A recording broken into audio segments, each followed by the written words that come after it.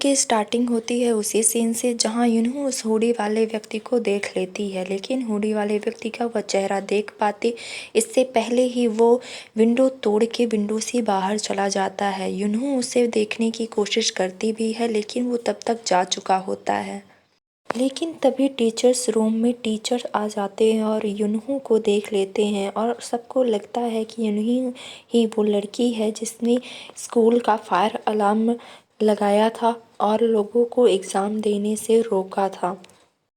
यूनहू के पकड़े जाने पे सभी बहुत ही ज़्यादा शॉक्ड होते हैं। लोगों को बिलीव नहीं होता है कि यूनहू ही वो लड़की है जिसने ये सारा काम किया है।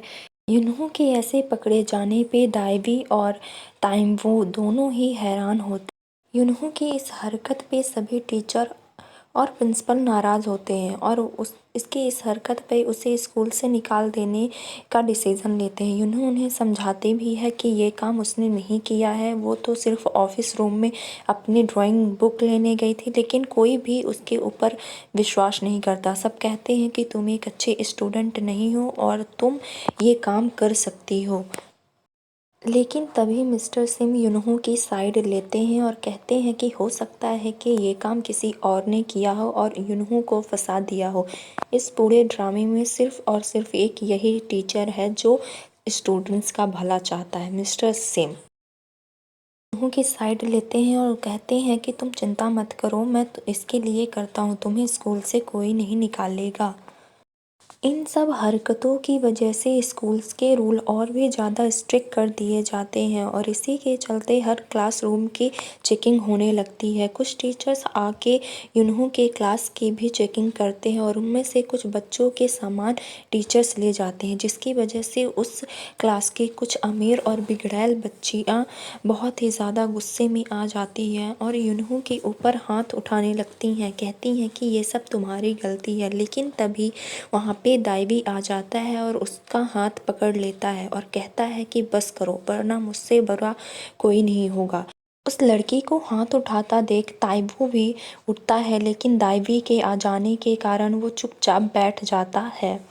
इन सबको देख के यूनहू बहुत ही ज़्यादा परेशान हो जाती है और रोती हुई क्लासरूम से बाहर आ जाती है और वो कहीं जाने लगती है, लेकिन देखती है कि उसकी साइकिल की चैन उतर गई है और सामने से ताइम्वो भी आता है और उसकी ऐसी हालत देख के कहता है कि चलो मैं तुम्हें तुम्हारे घर ड्रॉप कर देता हूँ और ताइवी उसे उसके घर ड्रॉप करने जाता है।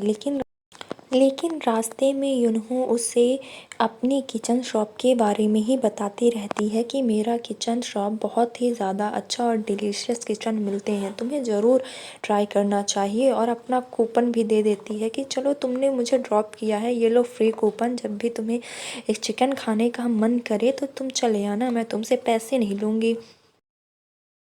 लेकिन तभी यूनहू की माँ उसे बाइक से उतरता देख लेती है और कहती है कि ये तुम किसकी बाइक में आई हो? क्या यही मैंने तुम्हें संस्कार दिए हैं कि तुम रात रात में लड़कों की बाइक में बैठ के आओ? और ये बहुत ही फ़नी सीन होता है। तभी हमें ताइम्वो के घर का सीन दिखाया जाता है जहाँ प्रिंसिपल आए हुए हैं उसके डैड से मिलने के लिए और उसके डैड कहते हैं कि स्कूल में क्या चल रहा है, जिसने भी ये किया हो तुम उसे स्कूल से बाहर निकाल दो। और प्रिंसिपल कहते हैं कि आप चिंता मत कीजिए, मैं उस लड़के को कल ही स्कूल से निकाल दूंगा। ये सुनते ही ताइवो गुस्सा हो जाता है और घर से बाहर आ जाता है, लेकिन वो जाते जाते प्रिंसिपल की कार का शीशा तोड़ते हुए जाता है। और अब हमें यूनहू का सीन दिखाया जाता है जहाँ यूनहू उस हुडी वाले पर्सन को याद करके उसका स्केच बना रही होती है, जिससे कि वो पता कर सके कि आखिर वो इंसान है कौन जो ये सारी हरकतें कर रहा है और मुझे फंसा गया और अब मैं स्कूल से निकलने वाली हूँ। और वो कहती है कि अब मैं इस हुडी वाले पर्सन को पकड़ के रहूँगी और इसे सज़ा दिलवा के रहूँगी, इसी वजह से मैं फंस गई हूँ, उसे तो मैं छोड़ूंगी नहीं।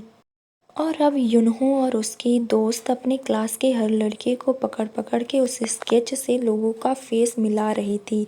तभी वो दाइवी को देखती है और दाइवी के माँ के चेहरे पे भी वो स्केच लगाती है, लेकिन दाइवी का चेहरा हूबहू मिल रहा होता है, जिसे देख के यूनहू शॉक्ड हो जाती है और उसे और पास से देखने लगती है। तभी दाइवी की गर्लफ्रेंड कहती है कि अरे तुम क्या कर रही हो, उससे इतना क्लोज मत हो। और दाइवी को लेके क्लास में चली जाती है। तभी सामने से ताइम्बो आता हुआ दिखाई देता है और यूनहो और उसकी फ्रेंड उसके फेस के साथ भी वो स्केच मिलाने लगते हैं। तभी वो उसकी फ्रेंड कहती है कि अरे ये तो बिल्कुल तुम्हारे जैसा ही दिख रहा है, जिसे देख के फिर से एक बार यूनहो शॉक्ड हो जाती है और पास से देखने लगती है। तभी ताइम्बो उसके क्लोज आके कहता है कि क्या क्या तुम मुझे किस करना चाहती हो? तुमने कभी हैंडसम लड़का नहीं देखा क्या?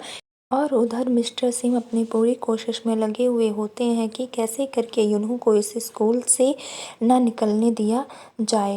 मिस्टर सिम कुछ स्टूडेंट्स को पिटीशन फाइल करने को कहते हैं जिससे यूनहो को स्कूल से ना निकाला जाए, लेकिन सभी स्टूडेंट कोई ना कोई रीज़न देके चले जाते हैं। सिर्फ दाइवी ही होता है जो कहता है कि मिस्टर सिम आप टेंशन ना लो, मैं उसे फिल कर दूंगा, जिससे सुनकर मिस्टर सिम खुश हो जाते हैं। लेकिन मिस्टर सिम को ऐसा करने पर प्रिंसिपल और स्टूडेंट्स के पेरेंट्स से बहुत कुछ सुनना पड़ता है। स्टूडेंट्स के पेरेंट्स बहुत ही रिच होते हैं, जिसके कारण से प्रिंसिपल भी उनकी बात नहीं टालते हैं। वो लेडीज़ कहती हैं कि जल्द से जल्द उस लड़के को इस स्कूल से निकालो, जिनकी बात प्रिंसिपल भी मान जाते हैं। हमें एक सीन दिखाया जाता है जिसमें वो हुडी वाला पर्सन स्कूल में एंटर किया था, जिसे देख के मिस्टर सिम कहते हैं कि ये तो कोई स्टूडेंट बिल्कुल नहीं हो सकता, लेकिन वो पुलिस ऑफिसर कहती है कि ये ज़रूर ही कोई स्टूडेंट है जिसे स्कूल की हर चीज़ के बारे में पता है, तभी तो वो इतनी आसानी से स्कूल में एंटर हो सका। तभी हमें दिखाया जाता है कि कुछ स्टूडेंट्स बात कर रहे हैं कि अब कुछ मत करो, उनकी नज़र हम पे है। तभी पुलिस ऑफिसर को विंडो में ब्लर लगा हुआ दिखता है और कहती है कि वो जो कोई भी होगा ज़रूर उसको चोट आई होगी, जिसे सुन के यूनहो खुश हो जाती है कि अब वो उस लड़के को फाइंड कर ही लेगी जिसकी वजह से उसे स्कूल से निकाला जा रहा है। और अब यूनहो ये फाइंड करने के लिए बास्केटबॉल कोर्ट में चली जाती है, जहाँ वो बैठ के सभी लड़कों को घूरती ही रहती है। तभी सभी लड़के जो बास्केटबॉल खेल रहे होते हैं वो कहते हैं कि अरे ज़रा यूनहो को तो देखो, वो कैसे हमें घोस्ट की तरह देख रही है। तभी यूनहो ग्राउंड में जाके सभी लड़कों को पंच करती रहती है, ये देखने के लिए कि किसको चोट लगी हुई है। और ऐसा करते हुए वो दाइवी के पास जाती है और दाइवी को कहती है कि अरे तुम तो बहुत ही अच्छा बास्केटबॉल खेलते हो, लेकिन मुझे तो नहीं आता, एक बार मुझे भी तो सिखाओ कैसे खेलते हैं। और जब वो उसे दिखा रहा होता है तो यूनहो फिर से उसे देखने लगती है। तभी दाइवी की गर्लफ्रेंड बोलती है कि अरे तुम फिर से उसे घूर रही हो, मैंने कहा ना कि दाइवी से दूर रहो। और इन सब के बाद वो ताइबू के पास जाती है और कहती है कि अरे तुम्हें तो नहाने की सख्त ज़रूरत है, कितनी बदबू आ रही है तुम्हारे अंदर से, तुम्हें तो नहा लेना चाहिए, मैं तो तुम्हारे पास बिल्कुल खड़ी भी नहीं हो सकती हूँ।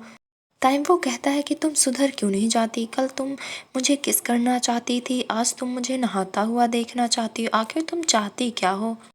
और फिर टाइम वो अपना शर्ट उतार के अपने ऊपर पानी डालने लगता है और यूनहो देखती है, लेकिन उसके पेट पे कोई निशान नहीं दिखता और उसे देखते हुए टाइम वो एक बार फिर उसे देख लेता है और कहता है कि तुम सुधरोगी नहीं ना।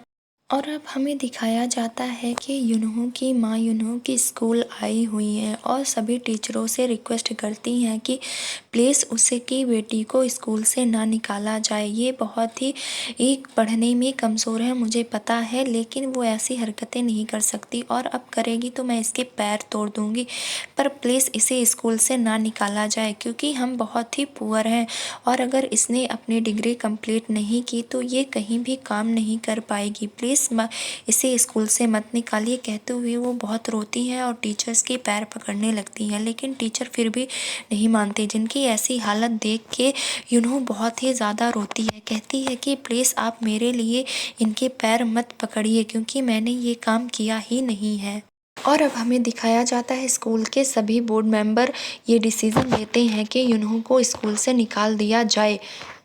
जिसकी अनाउंसमेंट करने के लिए प्रिंसिपल सबको असेंबली हॉल में बुलाते भी हैं और ये अनाउंस करने ही वाले होते हैं कि युनहो को मैं इस स्कूल से निकाल रहा हूँ। तभी वहाँ पे एक ड्रोन आ जाता है और उस ड्रोन पे प्रिंसिपल का स्टिकर लगा होता है, जिसे देख के प्रिंसिपल बहुत ही ज़्यादा गुस्सा हो जाते हैं। लेकिन वहाँ खड़े सभी स्टूडेंट बहुत ज़ोर ज़ोर से हंसते हैं कि अरे ये देखो, ये तो प्रिंसिपल का ही मजाक बन गया है कि ये काम युनहो का नहीं किसी और का है, क्योंकि युनहो तो यहाँ है और ये सारे काम अभी भी हो रहे हैं।